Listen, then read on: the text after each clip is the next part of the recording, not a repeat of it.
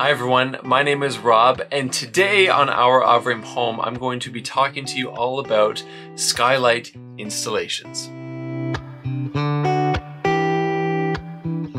In our Trio 120, we are going to be having 5 skylights. We are going to have one in the kitchen. Both bathrooms are going to have a skylight. We're going to have one at the top of our stairwell, as well as in the master bedroom that will be on the 2nd floor of the house. And when we were designing the house, we were able to, with the help of the designers, choose the best locations for where those skylights should be installed. That also meant that the locations where they're going to be placed, structurally it'll make sense and it'll all pass code and be in a safe location for that. So when it came time to actually do the installation, it was the middle of winter. Everything was frozen, but we got started anyway. And the first thing we had to do was actually remove some of the blocking that was going up between the 2 trusses. That blocking would have been right in the middle of the opening, and so we just removed the screws, pulled that blocking out, and then we were able to choose the height and the specific centering on the trusses of where that window was going to go. After the blocking was removed, we made sure that we had the right height and bottom of the window opening. We then went ahead and we cut out the house wrap on the house, got out the skill saw, cut out all of the strapping that was where the window was going to go. We were able to fold the house wrap out onto the top and bottom and staple it to the side of the house, and then began the process of actually following the step-by-step guide to actually install the windows. Now, I mentioned the step-by-step guide because each different component of your skylight will have a step-by-step guide booklet that comes with it. Follow them very carefully and make sure you're following them in the right order. The first part of the installation for our windows was a foam insert that went into the hole that we had already prepped. After that became the actual frame of the window, and now with that frame you have to remove the window pane, which is very tedious, quite heavy, and requires 2 people. And so remove that pane. It makes the window installation a lot safer and easier to have the pane removed.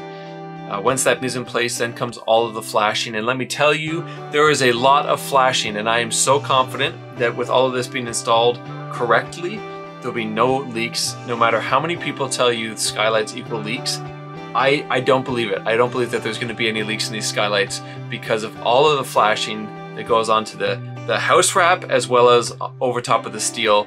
I can't foresee how water would get in behind the windows.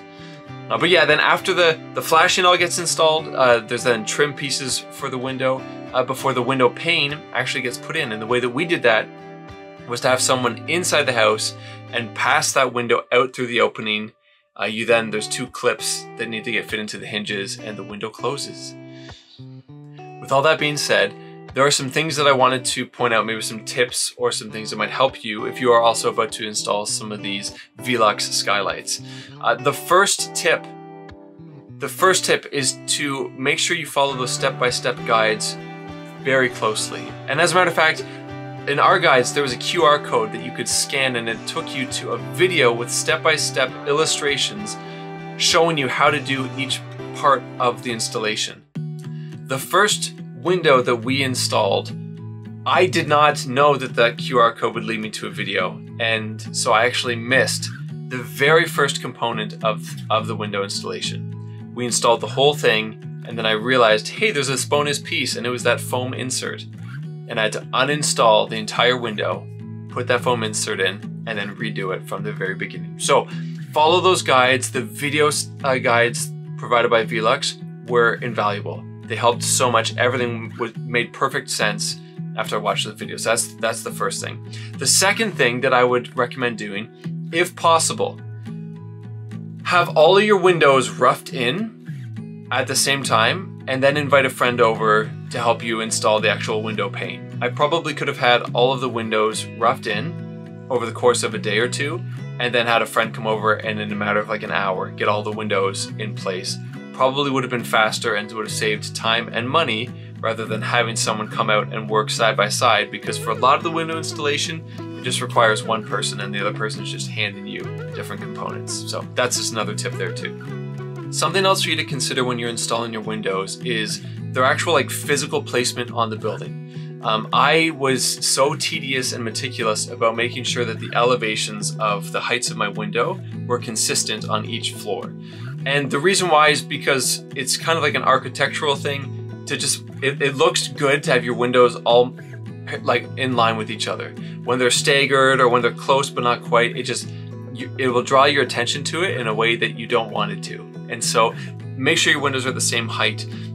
You also want to consider things like where are your windows going. In our kitchen, for instance, I know that our kitchen counter is going to be at 36 inches off the ground. And so my skylight needs to also be higher than that.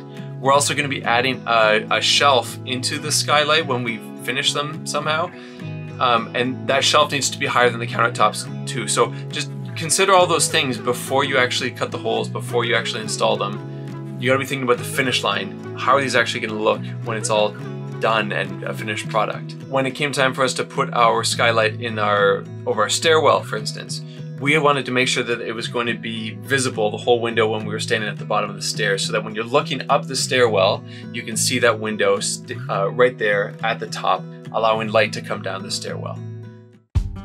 And maybe a last tip that it may or may not impact other Avrame homes, but for our downstairs bathroom skylight, it was right next to the dormer that's going to be going for our one of our bedrooms. That skylight placement, I spent a lot of time trying to figure out where exactly it was going to go because it's so close to the wall of the dormer.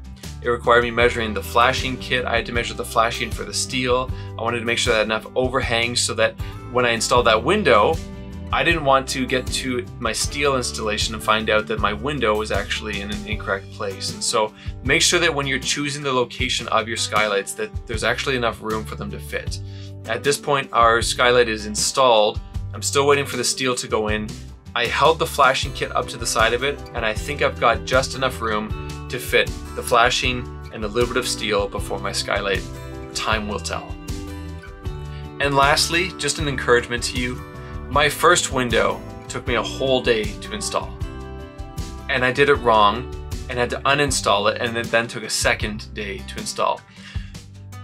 By the time I was doing my last two windows, I had them both roughed in one afternoon, and then in an hour, a friend and I installed the panes. And so with each window you install, if you follow the process, you'll get faster and faster, and it'll become more and more seamless. Okay, so that is the last skylight is in place, all 5 of them there. By the end, we were actually starting to move kind of quick. It's a shame that there's not more. Just kidding. Well, thank you so much for tuning into this video. If you have any questions about the installations of these specific skylights, please write them in the comments below, because I've spent hours and hours meticulously researching the best ways to install these skylights, and I think by this point I've got it figured out enough that I could help someone out if that help was needed. Or at the very least, I could probably point you into the direction of some resources that might help you along the way. But that's it for this video. See you next time. Bye for now.